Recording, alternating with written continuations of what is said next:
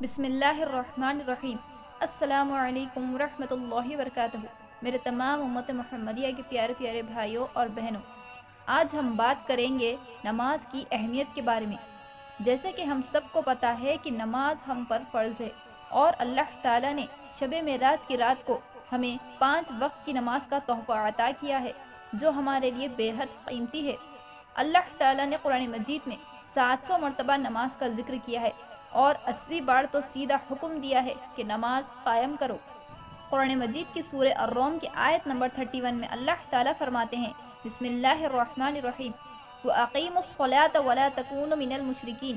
ترجمہ: نماز قائم کرو اور مشرکینوں میں سے مت ہو جاؤ۔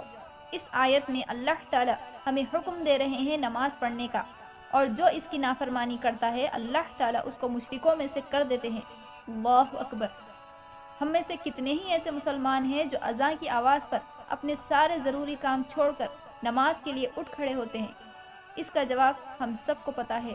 جو آج کل کے سبھی مسلمانوں کا حال ہے وہ کسی سے چھپا نہیں ہے۔ اللہ تعالیٰ فرماتے ہیں، جو شخص میری طرف 1 قدم بڑھائے گا میں اس کی طرف 10 قدم بڑھاؤں گا، جو 10 قدم بڑھائے گا میں اس کی طرف چل کر آؤں گا، اور جو چل کر آئے گا میں اس کی طرف دوڑ کر آؤں گا۔ سبحان اللہ۔ اور جو مسلمان اللہ تعالیٰ کے دن میں 5 وقت بلانے پر بھی ان کی بارگاہ الہی میں حاضر نہیں ہوتا، اس شخص سے اللہ تعالیٰ سخت ناراض ہو جاتے ہیں اور اس سے نماز کی توفیق ہی چھین لیتے ہیں۔ اللہ اکبر۔ کیونکہ جس مسلمان کے دل میں اللہ تعالیٰ اور ان کے رسول صلی اللہ علیہ وسلم کی تھوڑی سی بھی محبت ہوتی ہے، وہ ہرگز 1 وقت کی نماز بھی نہیں چھوڑتا، چاہے وہ کتنا بھی مصروف کیوں نہ ہو۔ قرآن مجید کی سورہ العنکبوت کی آیت نمبر 45 میں اللہ تعالیٰ فرماتے ہیں، بسم اللہ الرحمن الرحیم، وَأَقِیمُوا الصَّلَاةَ تَنْہَا عَنِ الْفَحْشَاءِ وَالْمُنکَرِ۔ ترجمہ: اور نماز قائم کرو، بے شک نماز بے حیائی اور برائی سے روکتی ہے۔ اس آیت سے ہمیں یہ سمجھ آتا ہے کہ نماز ہمارے دل اور ایمان کی محافظ ہے، جو ہر گناہ سے ہماری حفاظت کرتی ہے، کیونکہ اللہ تعالیٰ فرماتے ہیں، تم نماز پڑھو اور اس کی برکت سے ہم تمہیں ہر گناہ سے دور رکھیں گے۔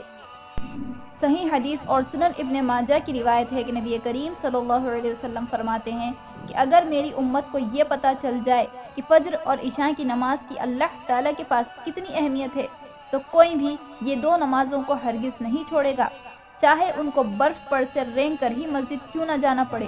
سبحان اللہ۔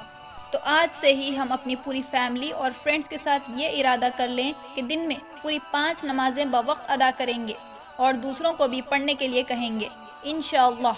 اللہ تعالی ہماری تمام امت محمدیہ کے مسلمانوں کو اپنی بہترین عبادت کرنے کی توفیق عطا فرمائے، اور ہمارے دلوں کو ایمان کی روشنی سے منور فرمائے۔